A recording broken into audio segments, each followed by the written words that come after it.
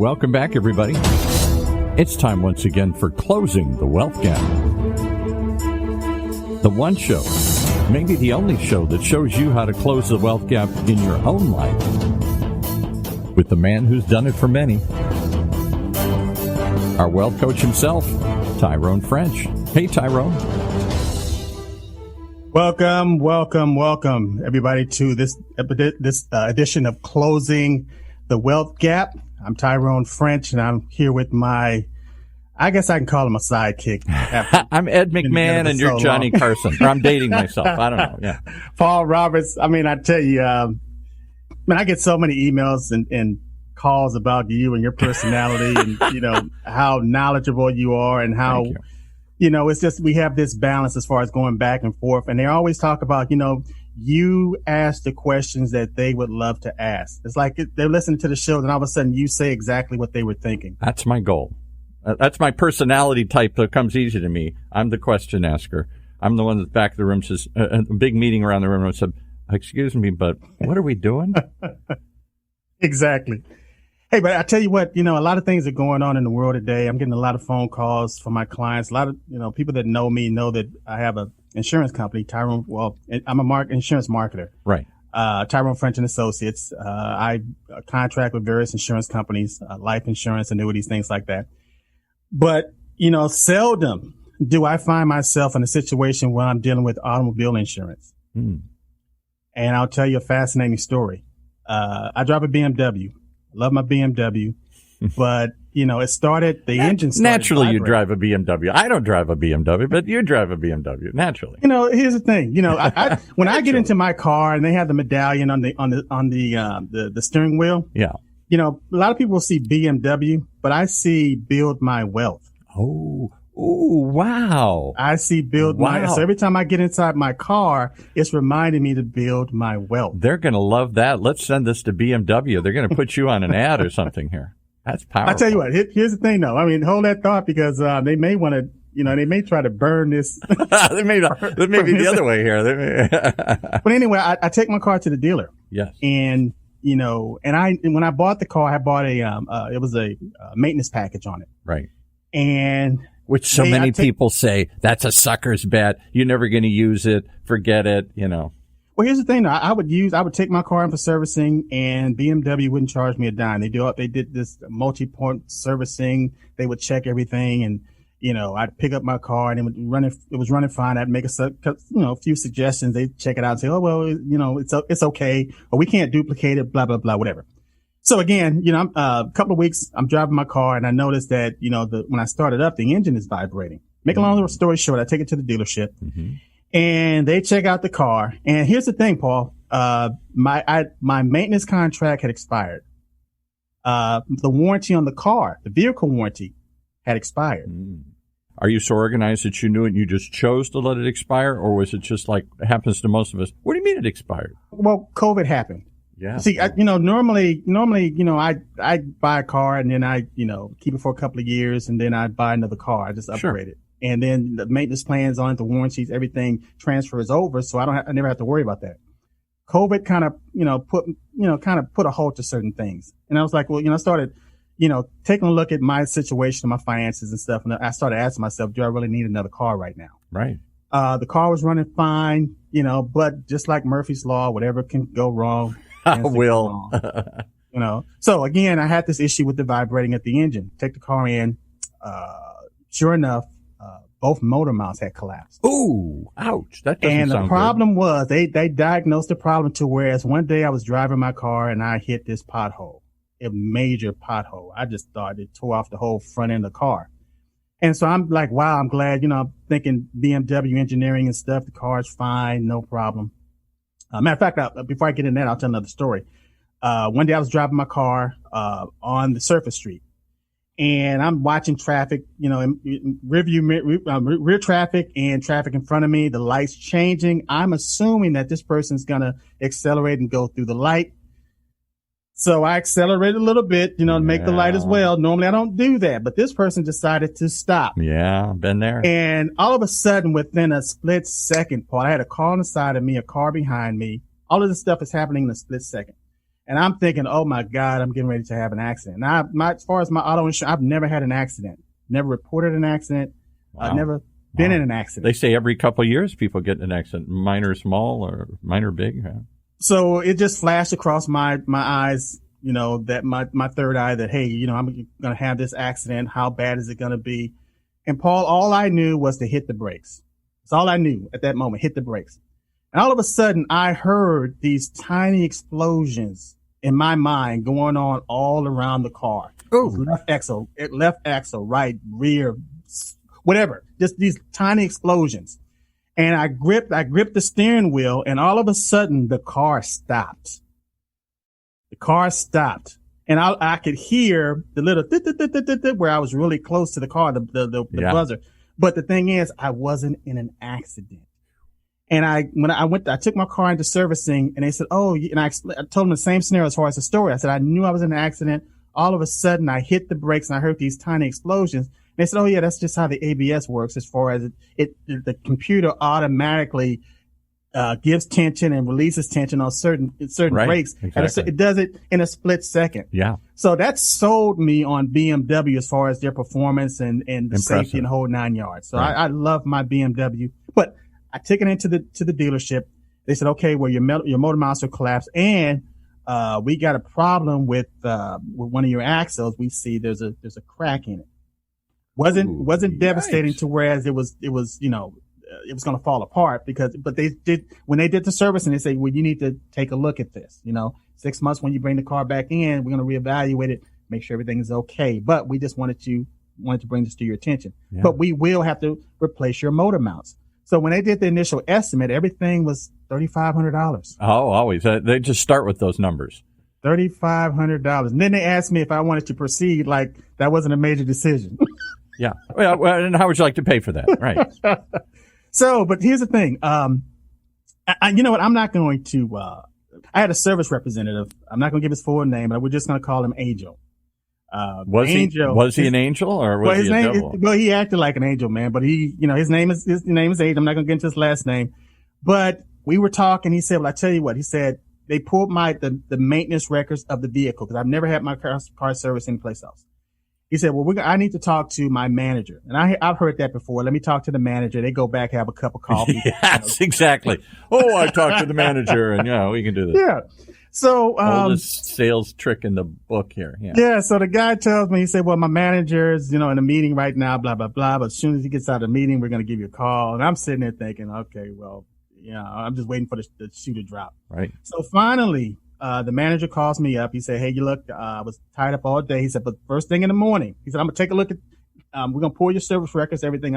And I'll give you an answer first thing in the morning. Okay. So first thing in the morning, sure enough, the guy gives me a phone call. He said, Mr. French, we looked at the entire service record. We noticed back in, I think it was 2019 or something like that, you complained about some vibration in the engine. He said, and they contacted BMW, and looking at the entire history of my car, they said what they're going to do is they're going to pay 75% of the maintenance, and you pay for an expired policy here? On an expired warranty and maintenance plan.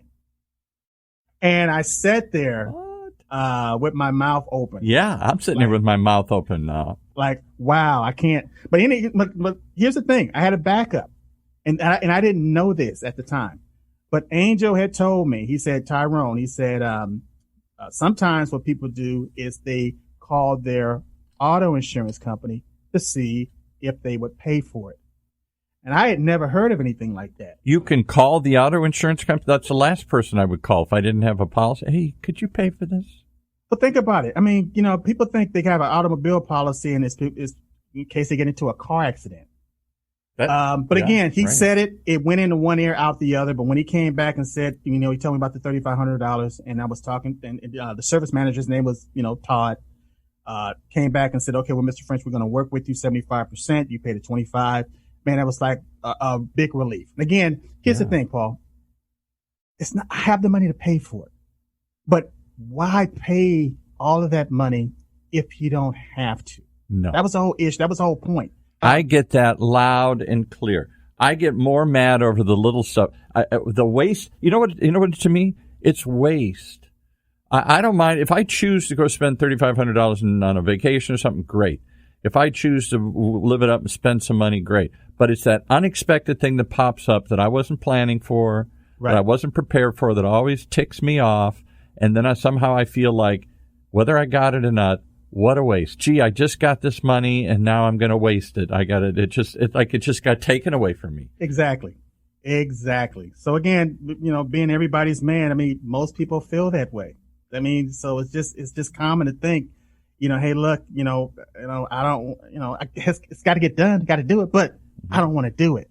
So I had two options. I had option A and option B. So when Todd came back, service manager over Long Beach BMW came back and told me that they decided, as far as 75%, me pay 25. I was ecstatic. However, the Angel sent me an email and said, "Hey, Mr. French, we decided that because my car share was going to be $400. He said, well, we worked out another deal, and come to find out, we broke it down to where you're going to pay $158 out of pocket." What? And I was like, okay, yeah, this guy's an angel. Yeah. Why?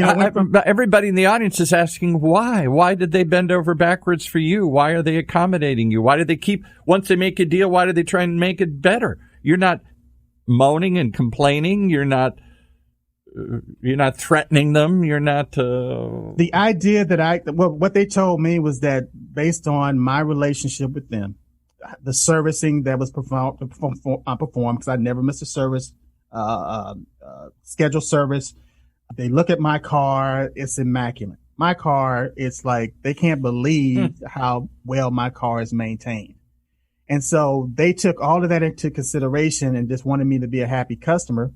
And it was like, you're the type of person that, we want driving a BMW. I mean, you maintain the car. So you always say, we have these hidden assets. Reputation is one of them.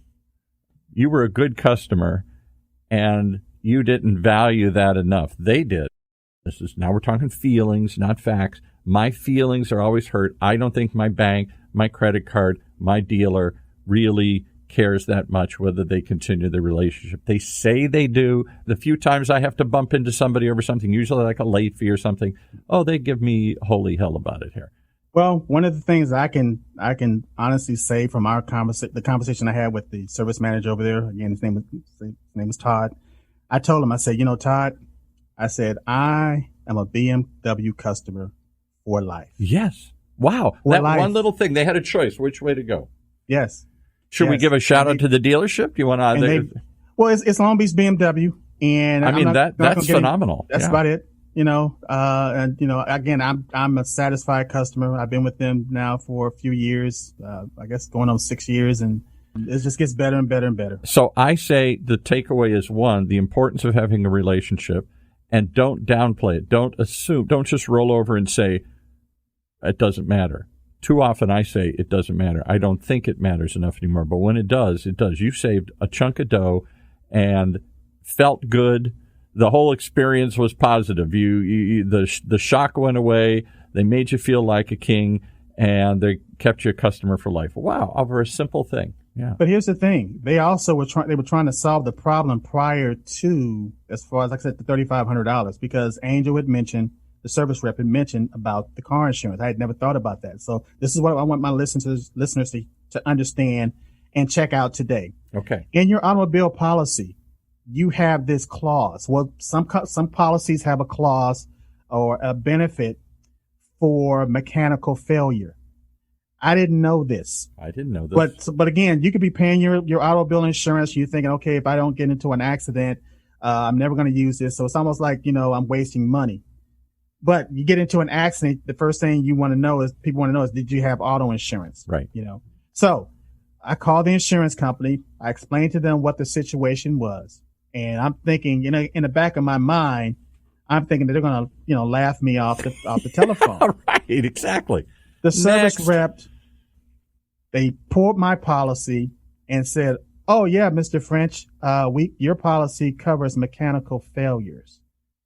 And I told them what the expense was, the $3,500, and they said, "Oh yes, well your policy will cover that." And what we'll do is we'll file a claim and have the claim adjusters communicate with BMW. And then what they'll do is they'll send you a check. Matter of fact, they ask me for my account number, routing number. They will send me a check minus the deductible. I couldn't, Paul, I was shocked. So can we be honest here? We started the show by saying you have an insurance agency. If anybody knows the ins and outs of insurance, it's Tyrone French, not Paul Roberts, who can't even tell you where his policy is. It's something I buy. I hope I never use it. I don't think about it. Once I bought it, I stick it in a drawer some way, and I hope I never have to find it again. My house insurance, my car insurance, my life insurance, whatever I'm insuring against, I don't ever think about the details. And here you are, as sophisticated as you are, even you didn't know all the ins and outs or had forgotten them along the way. I would never say I know everything about insurance. I would never say I know anything about my profession. What I can do is tell you where to go and find the answer and to research it. But again, what I'm telling my viewers and my listeners is that pull out those policies, take a look at them. Yes. Call the companies, find out what those benefits are. Find out if you can literally, look at your coverages to whereas you can tweak those coverages a little bit to whereas you can literally lower that monthly premium. Yeah, right. Because a lot of companies are doing that right now. Hey, another thing that now I'm going to, again, we're in the realm of feelings here, so you can correct me if the facts are otherwise.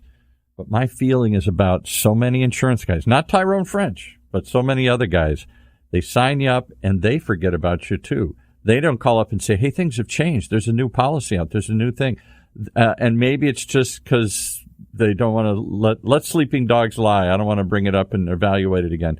But shouldn't we be pulling all these policies out, looking at them once in a while, and calling up your agent and saying, let's review where I'm at. Is this really the best policy? Is there anything that's changed in my life or in the world of policies, something newer, cheaper, better, different, whatever? My agent, I've had an insurance agent for a car agent for 100 years. Not once has he ever called me up and said, hey, let's review your policy. And, Paul, in their defense, a lot of insurance agents will send you a birthday card. Yeah. Or right. they'll send you that. a Christmas card or something like that. But like I said, they don't send you a statement based on reviewing your policy. And you got to understand that a lot of these agents, me included, we have a lot of clients. Yeah, I get it. And so that would be counterproductive to call all of your clients to find out if they want to do a policy review. Sometimes, there's a beneficiary change. And so when you're making that change, you go ahead, you do the review. They want to increase their coverages or decrease their coverages. In that situation, we'll go ahead and we'll do a review. Right. But a lot of times the onus is on the policyholder. Yeah. To say, hey, look, there's some changes in my life. Let's see if I can call the insurance company and see what we can do to adapt to these. Well, you just generated a bunch of phone calls. Because everybody listening today is going to pick up the phone. If they're not insured through you, they're going to call their insurance agent and say, tell me about this. Have I got this? Which they should. And again, one of the major things that people should be looking at is making sure, especially with life insurance, making sure that their beneficiary statements or the person that they elected for or selected for beneficiary, that is still current. Oh, well, that was still current. When my late aunt died, she didn't leave but $10,000 here. And, not a huge, nice little thing. Thank you, but not a huge deal. It was amazing because I was her only living, breathing relative left. She never got married. She's my mother's child. I'm an only child. So it was me, and I took care of her. I never thought about it. She never thought about it. It was all left, in my mother's name and then my dad's name. There's a whole litany of people down the list. And right. I was just a little kid when this was written 100 years ago. Right. She hadn't thought about it. I hadn't thought about it. And so I had to go through, here's my mother's death certificate, and here's my relationship. I mean, I had to jump through all these little hoops just to get this, what would be considered a small sum in insurance world. Right. I'm glad that I got it. I understand it was a world to her. But I had to jump through lots of hoops because she had never thought to update it. When it was written, Paul was 12. Right. Yeah, and it's a major thing, man. Even with people who are in their 401ks or retirement plans. Yeah. They need to make sure that those beneficiary statements are up to date. It's crucial. I'll tell you another one I've heard about. How about this one? We live in a world, unfortunately, where a lot of us get divorced or end up, somebody dies, you get divorced, whatever, and then you get remarried, and you got all these crazy policies that have the old spouse in there or the old partner. Absolutely. And all of it, and you're not protecting your kids or this. You actually, Paul, you beat me to the punch, because I have another story where it happened, and the ex-wife, thought that she was entitled to the money, and no, it's a contract, and ultimately, and it took 6 months to resolve itself, but the ex-wife got the money, and the spouse, the person that passed away, didn't get the money. Ouch. But I can say this, even with your life insurance policies, you want to make sure, again, call your insurance company. Let's say if you got a whole life insurance policy or universal life insurance policy. I'm going to make this quick because we run out of time. Right. But call the company and see if you have cash value in that policy. Yeah. Now, all that means is that there's a side fund. There's a reserve, a cash reserve, to whereas you can use that cash reserve for emergencies. And so I'll give you an example. When I first started out selling insurance, I was with a company called New York Life Insurance Company back in the 90s. Right. Big deal. I was working with this seasoned insurance agent, and he had me going through his clients, going back to what we're talking about as far as policy reviews, but going through his clients and, setting up appointments for reviews. Now, this guy was like $1 million round table, top producer, had a staff. And again, I'm a new agent, and he had the wherewithal or the foresight to say, hey, let me take some of these new agents and have them service my clients, which was brilliant. Right. But anyway, making a long story short, I called this lady, and man, she was very nasty, very rude. just like, I felt like I was dealing with the witch on the Wizard of Oz, man. And I finally had to, and I was trying to be professional and courteous and everything, and I'm new with New York Life, and I didn't want to lose my position, but I finally had to stop and say, hey, look, lady, I apologize. I'm doing you a favor here. Yeah, but I said, you have this life insurance policy, and you have like $7,000. I just cut through the chase. I said, you got $7,000 sitting in your policy as far as your cash value and your death benefit, and I said, we just want to set up a time to where we can come back and do an insurance review with you. And Paul, the phone was silent. I thought she hung up on me. But all of a sudden, Paul, I heard this whimpering in the background. She was crying. Oh. And she apologized. She said, I am so sorry. She asked me my name. She said, what is your name again? She said, Tyrone. She said, you don't know this. She said, but my husband and I, we were praying. She said their home was in foreclosure. What? They were going to lose their house that week. Oh my God. And they didn't see an answer. They were praying. And then all of a sudden, here this guy from New York Life calls them up and let them know that they got $7,000 in a life insurance policy that they had forgotten all about. Hidden value of life. Hidden value. So there's hidden value in your life insurance policy. I'm telling you that there's hidden value in your automobile policy. Call these companies and find out exactly what your benefits are, because again, they could change your life. They could change your life. Well, and a story of angels today. I'm not sure I always believe that there really are heavenly beings looking out for me here. But there was one named Angel who helped you out. And you were an angel that day for this woman. It gives me chills kind of here. True story. True story. Well, from those true stories, does everything happen for a reason? Maybe you're listening to this for a reason.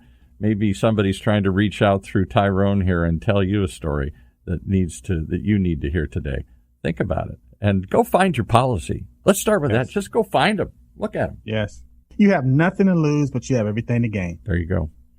Hey, again, and if you want to reach out to me, go to closingthewealthgap.coach.